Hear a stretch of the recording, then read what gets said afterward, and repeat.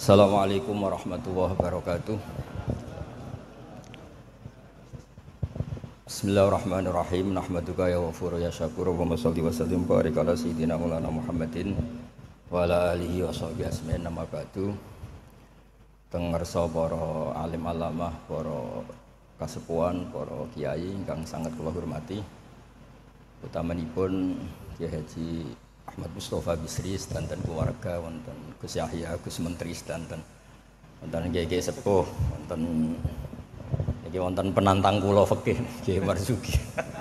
Mboten nantang. Nggih mawang ngoten niku. Dados kapan-kapan struktural pengurus NU niku piyambake Suriah mawon ampun tanfidiyah. Nggih kula memang dari awal kepengin takdim teng Mbah Mus, kula mboten biasa pidato lami kados Kyai Marzuki. Kula 20 menit. Ngeten nggih. Jadi fikih kita niku fikih Syafi'i. Imam Syafi'i itu ngaos kalian Imam Malik. Ngaos usul fikih kalian Muhammad bin Hasan Asy-Syaibani, muridipun Abu Hanifah. Niki penting kersane sanad terjaga. Teng mriki riyen wonten Ki Bisri, murid saking Ki Khalil Harun. Ki Khalil Harun keluarga sarang, muridipun kakake namine Umar Harun. Riyen alim-alime Ki Sarang sakwise angkatipun Mbah Ghazali, angkatanipun Mbah Ghazali Ki Umar Harun, termasuk guru-gurunipun Mbah Dowi, gurunipun Mbah Muhaimin.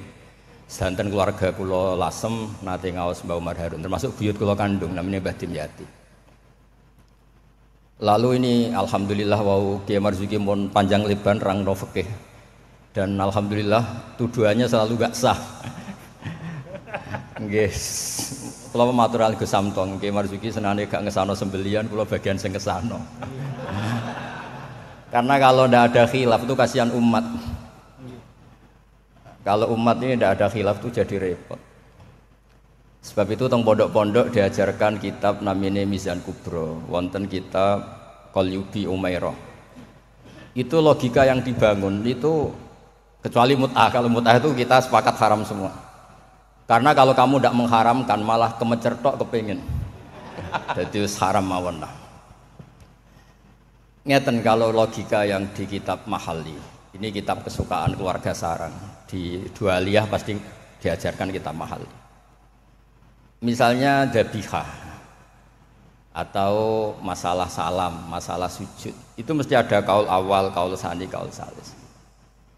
Dan itu ada pandangan yang nggak bisa dibantah. Misalnya sujud. Sujud itu ya normalnya ya umur itu an asjuda ala sapati azumin. Saya diperintah Nabi ini sujud melibatkan 7 anggota.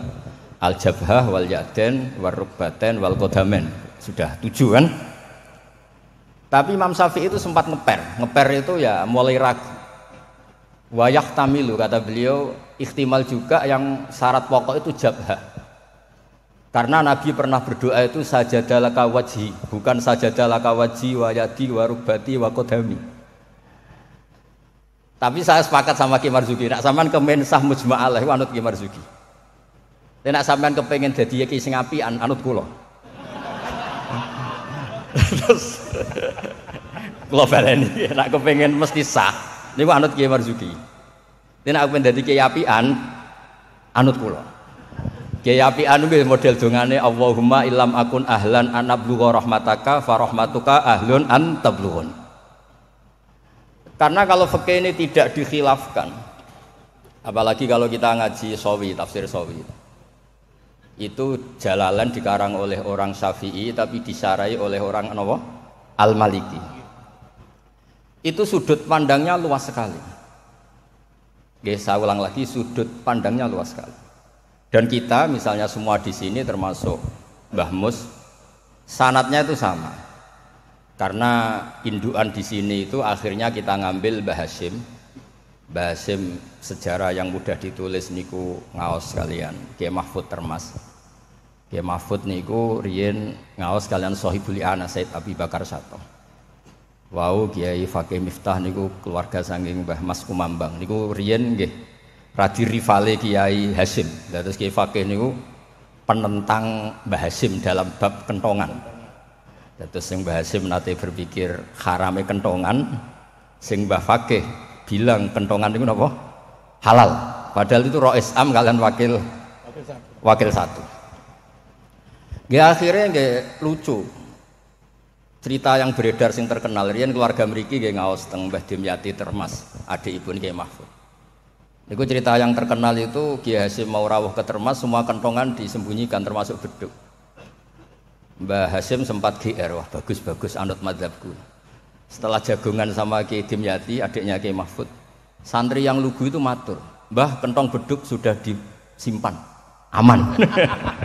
Ternyata bodon-bodonan tok untuk menghormati napa? Mbah Hasyim. Lalu karena logika yang dibangun itu orang seneng Mbah Fakih Mas Kumambang. Niku senajan to NU lah gitu tetep ngaku kentong. Kiai Fakih itu mboten trimo nak kentong itu disamakan dengan nakusun nasoro, kentongnya tiang Nasrani. Karena fungsinya niku tiang kebakaran nggih kentongan, tiang banjir nggih napa? Kentongan. Jadi tidak identik untuk manggil orang ke napa? Biak atau kekanisahnya orang Nasrani. Jadi kunane kuno khilaf itu harus kita jaga. Ya saya ulang lagi, khilaf ini harus kita jaga. Ikhtilaful a'immah napa? Rahmah. Tapi tadi basisnya harus ngaji. Dulu itu ya orang sholat jenazah itu ya normal. Jenazahnya di depan, yang nyolati ya di timurnya berarti kalau di Indonesia. Lalu ya ada saja yang usil, itu syarat sah apa adat? Ya ada ulama yang mungkin ya kados Mbah Marzuki, syarat sah. Terus ditakoki, "Lah nek salat gaib piye? Mayite ning Surabaya salat gaib wong Rembang." Akhirnya mulai ngeper. Yang syarat di depan tuh imam bukan jenazah. Akhirnya ya wong akeh. Wong akeh nggih tiyang kathah terus. Ya nek jenazah ana ning Arab, nek jenazah ana ning Gurila. Lah itu kan logika fikihnya kacau. Kaconya itu ya itu syarat sah apa syarat adat? Artinya hakadza wajadna salafan wa khalafan. Tawaf di Ka'bah juga gitu. Imam Syafi'i itu bersikukuh kalau tawaf terlalu dekat itu enggak sah. Alasannya di situ ada tonjolan sadarwan, tonjolan pondasi. Jadi kamu tidak mengitari Ka'bah tapi di atas Ka'bah. Tapi kata Imam Malik, kata Imam Hanifah ya ora apa-apa. Ngono iku wis keceluk mubeng kok repot. Jadi memang mulai dulu, saya ulang lagi mulai dulu. Itu lama ndak debat itu ndak bisa. Karena di ranah yang tidak al-usuli, tidak masalah akidah, itu sudut pandang itu luas, midan kalau orang bilang midan. Sebab itu riyen setiap ulama nanti dibully. Wah, habis-habisan. Abu Hanifah nanti liwat tenggene daerah wisata. Sepatah penyanyi-penyanyi wedok nyanyekno tiang-tiang suga-suga wong lanang-lanang. Bareng Abu Hanifah rawuh lewat iku menencep, mohon niat iku menencep. Abu Hanifah ngendikan ahsantunna. Terus imam yang rival beliau, Ibnu Abi Layla itu rival beliau. Suatu saat ada masalah di pengadilan, Abu Hanifah jadi saksi. Kamu tidak sah jadi saksi. Karena ketika melihat penyanyi-penyanyi kamu bilang ahsantunna, kamu bagus. Kalian semua bagus. Itu tidak sah. Masa kiai kok ngelegalkan apa penyanyi-penyanyi cewek, penyanyi-penyanyi putri. Kata Abu Hanifah, saya bilang gitu itu ketika diam apa ketika nyanyi? Ketika diam. Lah ya maksud saya pas diam itu bukan pas nyanyi. Jadi mulai dulu itu kiai itu dicari celah salahnya. Dan itu seni jadi kiai. Jadi kalau tidak ada orang yang menyalahkan itu mungkin nggih kirang cerdas. Lalu kalau matur Gus Samtong, kowe kudu khilaf mbek Gus Sulil, soalnya mantu-mantu saingan lah. Semua saingan kerebut-kerebut warisan nopo lah pokoknya saingan. Ya maksudnya warisannya kiai kan yo ilmu katanya. Karena kalau nggak saingan itu terus nopo gak mutu. Oh kan kalau matur Gus Sulil, jenengan pun ngorek ikhya terus toh, sekali-kali ngorek fikih. Nah ngorek ikhya kowe enak wayang bagi, enak fikih kan ya jibu alaika. Jadi tersangka, baru kayak jadi tersangka itu terus kuat. Kulo nu senengane maca fikih. Karena dengan baca fikih itu orang menjadi terkhitopi oleh Allah Taala. Nek sampean maca tasawuf untuk fasilitas, dosa gede di sepuro. Kowe dosa kaya apa delok raine Pak Marzuki sepuro, ora raine iku tasawuf. Fikih mboten. Oh fikih niku ekstrem. Dunia ora iso diwaris durunge utang dibayar, termasuk utang haji ning Allah Taala. Wis pokoke ditersangkakan, tiang niku ditersangkakan. Ora kober. Benten nak ngaji tasawuf. Makanya terus kula niku nak sakniki kan tasawuf itu beredar di mana. Kula ora disusah. Iku golek parek pangeran apa golek terapi. Karena kula niku suwering Gus kula nyuwun ngaji hikam. Takrib ya takrib. Mboten Gus hikam. Maksudnya piye karena terus ayem ngono kan dadi gampang kabeh. Nak fikih kados Pak Marzuki wau takbir diaudit. Opo wis salah. Lah tasawuf mboten guya-guyu eling pangeran wis koyo wali ngene kan penak. Fikih niku repot muni Allahu Akbar kepanjangan A niku ya salah. Allahu Akbar itu salah, itu jadi istifham. Berarti maknanya apakah Allah itu maha besar? Tapi nak cara kula iku sing maknane istifham Pak Marzuki sing maca dhewe iku maksude ya Allahu Akbar Allah maha besar. Wong sing maca dhewe kok sing maknane. Jadi niki tapi kena mesti kepengen sahanut Pak Marzuki. Tapi mau nak kepengen dadi kiai apian anut kula. Kula niku saking senenge kalian umat Rasulullah sallallahu alaihi wasallam, saking senenge. Niku kitab mazhab apa saja kula waos. Untuk supaya wong Indonesia iku ya ana sae lah. Wong-wong dia ya darani rasalah niku nggih. Ana sae tak golek-golekno. Wes golek-golekno. Nanti mungkin Pak Marzuki nyari masalah warid sama maurud. Itu diantara kelebihan Imam Ghazali. Awal ngarang Ihya itu di bab Toharoh, di bab Al-Muzal wal Muzalbeh. Itu diantaranya beliau tidak membedakan antara air dikucurkan sama air najis bena ijanatin fiyama wa bena iradil ma. Termasuk enggak bedakan masalah kulate. Sudah sadar termasuk. Karena yo repot. Terus mun maos lho. Terus kula niku alhamdulillah kula niku diundang pengajian umum nak mboten wong sepuh ya mboten purun. Terus jangan berharap Gus Samtong, Gus Taqiyuddin bisa ngundang kula. Nate ngundang kula mboten purun. Mbah Mas Duki ampun kapundhut. Nah Mbah Mus mboten wani kula. Kula nu sing mboten wani nolak niku Khori Mbah Hamid, mergi Mbah Hamid itu misanane Mbah kula. Mbah Mus. Nek sing nom-nom ngundang niku nggih ra dikualat kira-kira terus. Mboten krana napa-napa, kula niku nyen kiye tenan, maksudnya mulang ngaji terus mboten. Nak Pak Marzuki ora dipetarung ya. Petarung ya, Ban. Wonten mawon korban ini wonten mawon sing mboten san mboten. Tapi itu saya lah, memang ilmu harus di. Jadi kalau misalnya tawaf tadi. Tawaf itu banyak ulama yang mengatakan betul bimanzilati sholat, tapi ya ada se-ekstrim banget kayak sehingga Said Muhammad itu punya bab namanya tawaful haid. Tawaful haid, tawafnya orang yang haid. Padahal tawaf itu kan harus suci. Tapi masalahnya kadang pas dia haid, pas harus tawaf nopo? Ifadah. Itu banyak ulama yang mengatakan ya sudah tawaf saja. Tapi nunggu waktu yang mepet. Nah, karena mepet ini penting untuk ilah hadid darurat. Nah, ternyata beliau juga sudah baca, tapi beliau tadi gak mau cerita. Senengane ku delok wong wedok sing kata aurati lho, kok iso roh lho. Kula niku yo nggih suwae niki ngaji rilek mawon. Mula pancen kula niku bapak kula niku seksine nggih Mbah Mus, bapak kula niku seneng guyon. Bapak kula pesen hak kena ngaji ku guyon. Wong ning omah wis mikir utang, mikir macam-macam. Lho bareng ngaji kok mbok teror gak sah niku. Sakake maksudnya niku. Rai-rai bingung niku kan pun kathah. Dadi ngaji ku guyon, santai mawon. Tapi mboten tasahul. Saya ulang lagi tidak tasahul. Ada dua orang itu sering naudzubillah ya, sering selingkuh, nakal lah. Ya nasabnya agak jelas namanya orang nakal. Ini cerita di kitab Mizan Kubra. Setelah dengar kabar orang itu sampailah datang ke Rasulullah. Ya Rasulullah kita berdua ini sudah nikah. Itu Nabi jawabnya itu qad kharaja min sifahin ila nikahin. Ini sudah keluar dari status perzinaan menuju apa? Nikah. Dan Nabi tidak bahas masa lalunya.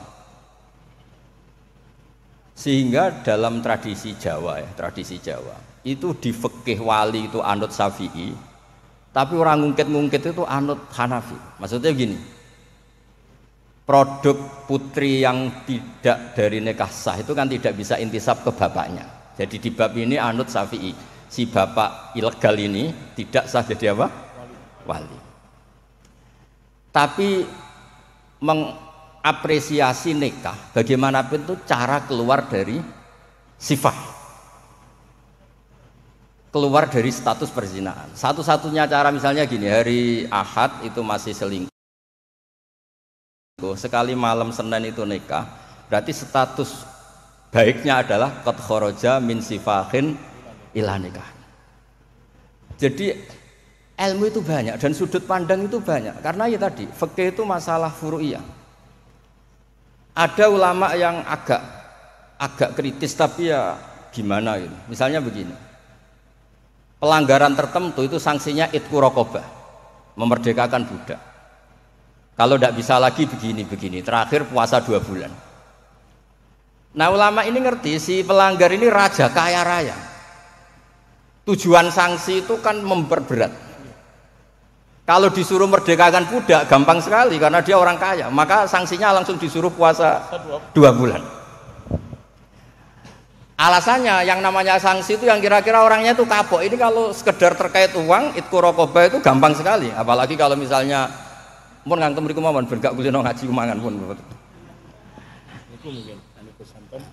Sama lagi, misalnya di kafaratul qatli yang khata' atau kafaratul yamin. Fakafaroti tamu asharoti masakina seterusnya atau apa sajalah. Kan biasanya kafarah itu sosial dulu. Saya ulang lagi, biasanya kafarah itu sosial dulu, merdekakan budak. Jadi budak itu kan tidak enak betul. Jadi budaknya kiai aja agak enak, apalagi budaknya orang nggak soleh itu tidak enak betul jadi budak. Sehingga semangat Islam semua kafarah itu bentuknya itu itqu raqabah. Tapi si raja ini kaya raya, kalau disuruh merdekakan budak atau ngasih makan 10 orang miskin, etam itu mudah sekali. Sanksinya puasa saja biar kapok, karena dia cara pandang tujuan sanksi itu bikin kapok. Agak masuk akal. Tapi banyak ulama yang cara pandang ini ada jumlah muktaridah sedikit. Saya dulu sering sowan Mbah Mus, yang paling saya kenang itu nasihat ini. Nak jare badolah, wong loro, nak rawali yo sering nyetel radio. Suatu milih aja itu kalau instingnya tidak insting wali ya pengalaman, apa? Karena fatwa fikih itu butuh tajribah, butuh pengalaman. Begini. Merdekakan budak itu bagus, menguntungkan yang dimerdekakan. Enggak penting yang merdekakan ini mudah apa enggak. Semangat Islam itu menguntungkan orang lain ini enggak penting. Saya ulang lagi ya. Kalau ulama yang pertama tadi, Ba'duhum itu. Kalau disuruh merdekakan budak atau ngasih makan orang miskin kan mudah sekali bagi orang kaya raya. Sanksi yang berat dia disuruh apa? Puasa. Masuk akal dari segi pelanggar ini. Dari segi pelanggar ini, tapi dari segi sosial menguntungkan mana? Merdekakan budak apa puasa? Budak. Merdekakan budak. Lah sekarang Islam tuh lebih berkeinginan merdekakan budak apa berkeinginan ngasih sanksi orang ini? Merdekakan budak, falak tahamal aqobah wa ma adraka mal aqobah fakku raqobah. Akhirnya ini jadi ulama yang minimalis. Dibully cara sekarang. Makanya kata ulama yang wali, wis ora usah dipikir urutane ning Quran ngono ya ngono, ora usah dipikir. Ini jenis wali. Yang jenis peneliti, semangat Islam itu merdekakan budak. Ketika Pak Marzuki naik langsung maju. Kula niku sering delok beliau, tapi panjen petarung angger fatwa niku ana korban. Tadi petarung. Ya bagus lah, memang fikih itu butuh munazih itu petarung. Supaya ilmu itu hidup, bukan petarung yang tadi pakai santet, pakai apa enggak. Memang ilmu lah. Ya dulu itu sama ingat debatnya Mbah Mun sama Basal itu kalau guyon gini, kiai gede nak diundang ning desa ku apike teko ta ora. Ana sing bilang ya apike teko lah sakake wong desa. Tapi survei membuktikan apike ora iku kan jobe kiai cilik. Dimbat pisan mbek kiai gede. Itu kan harus ada sudut pandang itu. Terus adape. Lah iya makanya kan yo rono pas orang ngaji kan iso. Sing rapas salam templek lah kok angel temen nerangno. Lho kan kalau lho kula niku ngalami, kula jare wong akeh ra kiai gedhe, nek diundang teng desa mboten purun. Tapi teng kiai desa kula sering niliki. Oh seksine kathah pangeran lah, nek kurang akeh. Kurang top, kula ayu sen akbaru zadah seksine pangeran. Kula sering niliki kiai desa kula tiliki. Termasuk nyun sewu kadang kula butani terjemah UI, kula sukani Ibris, kula sukani terus kula sukani kitab-kitab akidah Mbah Sakur akidah. Karena tadi, nah aku teko muludan ning desa, kas musolae muk pira. Terus digo nyangoni kiai ketua Tanfid Jawa Timur. Oh, iku ngentekno kotak yakin. Iku ra merakyat iku. Lah nek alasane tawadhu tiliki pas ora ono salam template. Ya tiliki diaturi. Mboten iki mboten sok-sokan suci mboten iki cerita mawon. Artinya sudut pandang itu selalu ada. Kula cerita bolak-balik. Kula nate diundang manakiban mboten teko. Tujuan kula lho kiai cilik mangan daging arang-arang salam aku teko.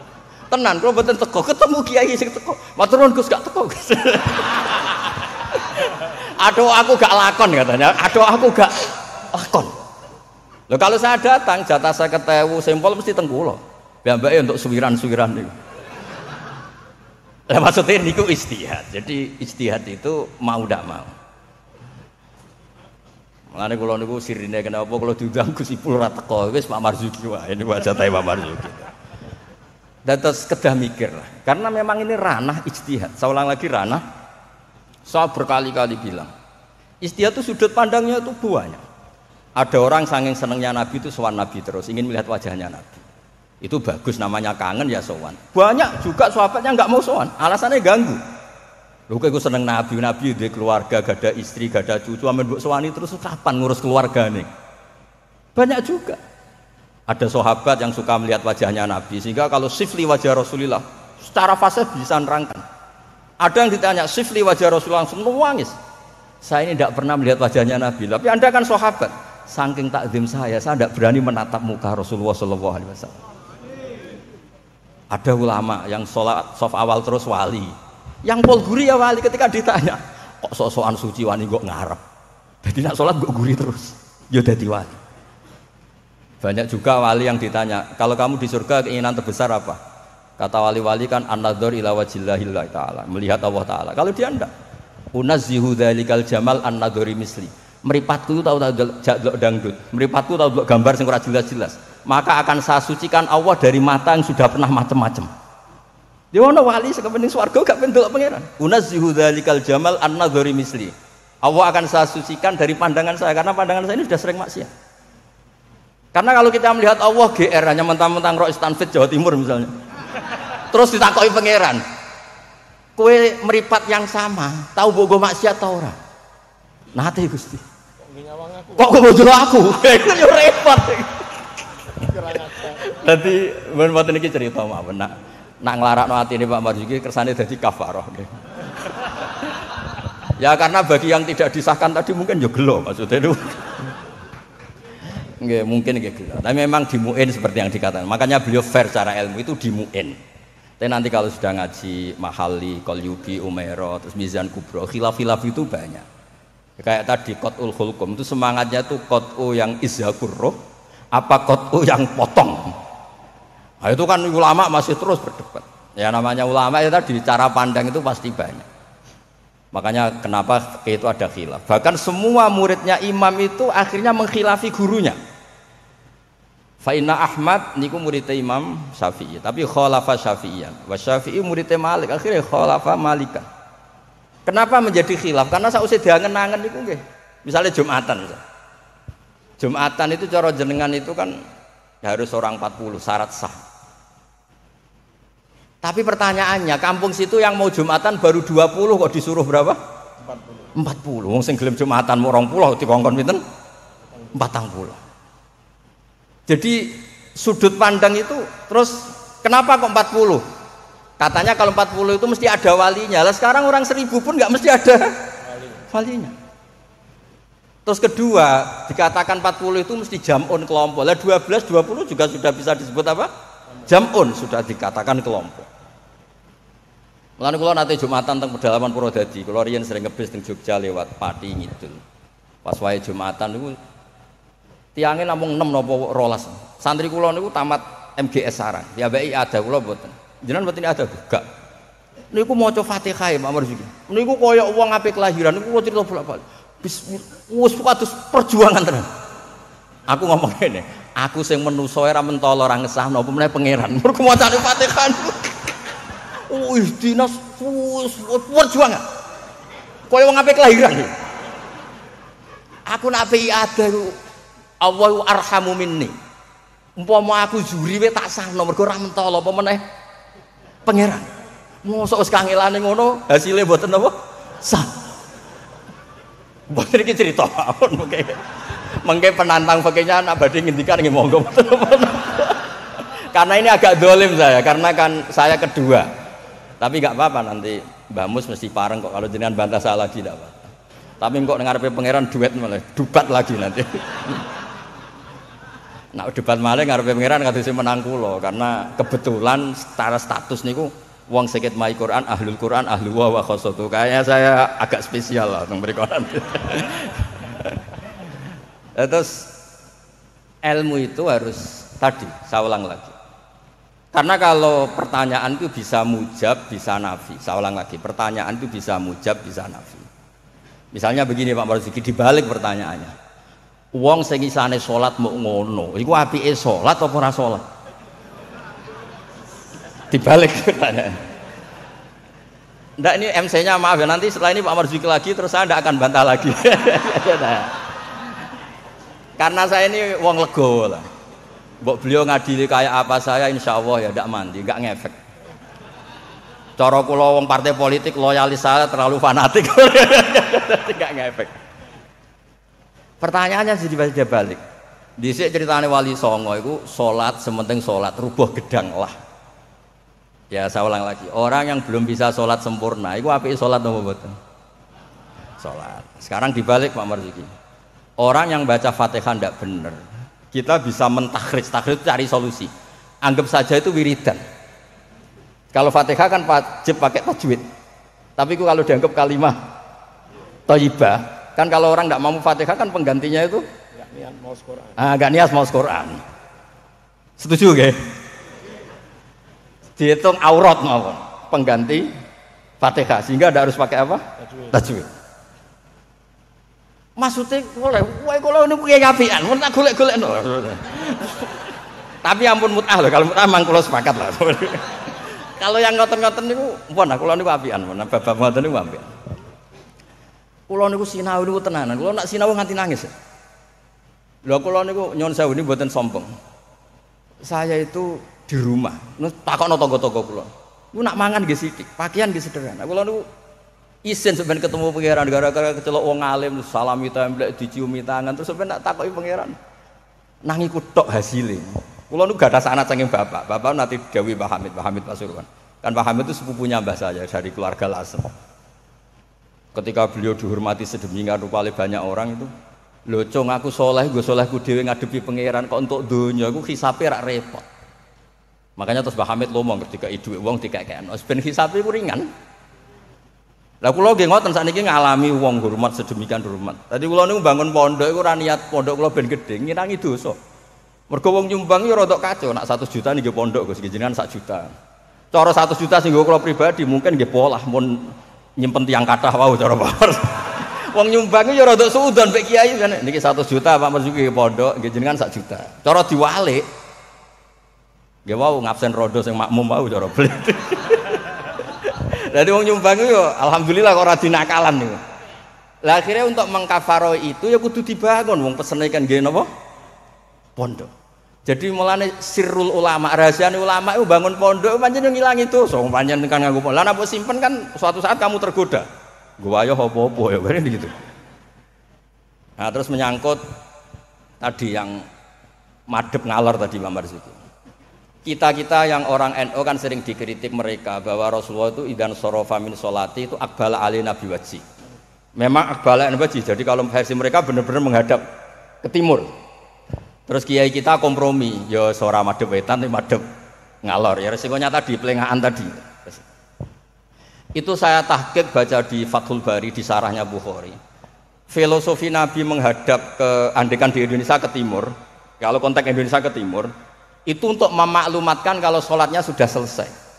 Jadi sebetulnya itu bisa diganti gerakan apa saja yang memaklumatkan kalau sholat itu sudah apa?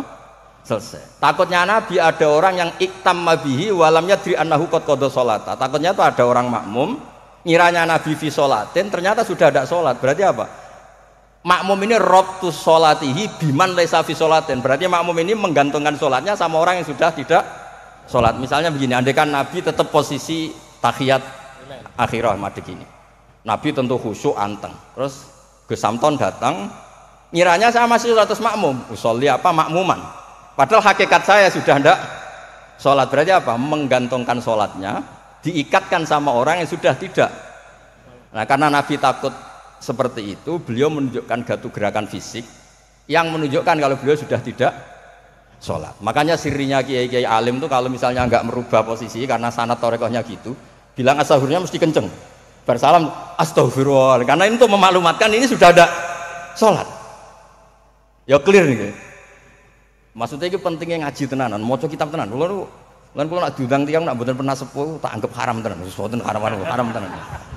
Karena yang belum diundang pun kata lah sudah lah. Kalau yang sing sinau tenanan sudah bisa dihitung dengan jari. Jelas termasuk kula lah, mboten niat sombong termasuk kula. Nah, Gus Samtong ora percaya saingan mboten apa-apa. Mau ge cocokan wae kula, ora apa Gus, bisa wajir. Nak tengen kula tak kei kitab deh. Mboten ate kula tangkel iki mantune mbahmu semari dase gede, pokoke kok takon ngaji wis kula. Cucu-cucu Basim banyak ngaji sabut nanti kalau tangkleti macam-macam. Jadi penting supaya kenapa tradisi toriko banyak orang-orang soleh yang tetap menghadap barat, tapi astagfirullahnya dikeraskan untuk maklumat kalau beliau sudah enggak sholat. Jadi enggak apa-apa sampai ndak akbal alil wasi enggak apa-apa, karena sudah kadung dipakai kubu sebelah adat itu. Biasanya orang kalau sudah dipakai ya sama seperti nasibnya kunut. Jelas mazhab Hanafi itu tidak kunut. Orang Syafi'i kunut. Tahu-tahu sekarang jadi politik identitas. Ini nggak berani nggak kunut. Bisa dicoplok dari Tanfidiyah kalau bilang. Meskipun ngajinya kunut itu sunat, tapi ngalah-ngalahi wajib itu politik identitas.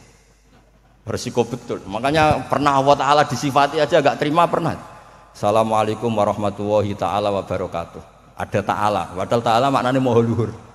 Mubalek berikutnya karena tidak ormasnya tidak sama. Assalamualaikum warahmatullahi tanpa ta'ala wa barakatuh. Wong kok hasute ngono, wong apa disifati ta'ala kok ndak terima. Assalamualaikum warahmatullahi tanpa ta'ala wa barakatuh. Jadi kalau nuruti kelompok itu nggih ngoten niki pun napa nggih petarung yang baik pun napa pembanding yang baik nggih. Niki kula sudahi mungkin api ambek badhe bantangi monggo dan saya tidak akan bantah lagi. Nggih pokoke kula suwun perilaku yang salah dibenerin sesuai dawuh Pak Marzuki. Tapi nak kadung kowe ra iso. Tak golek-golekno dalil. Wes aku nak ketemu Nabi itu yang sah. Nabi nak ngendikan wong dosa ngene elek, Tapi Nabi yo ngendikan syafaati li ahlil kabair min mati. Yo nyalahno tapi nek kadung salah yo disafaati. Ora kadung salah dibles. Assalamualaikum warahmatullahi wabarakatuh.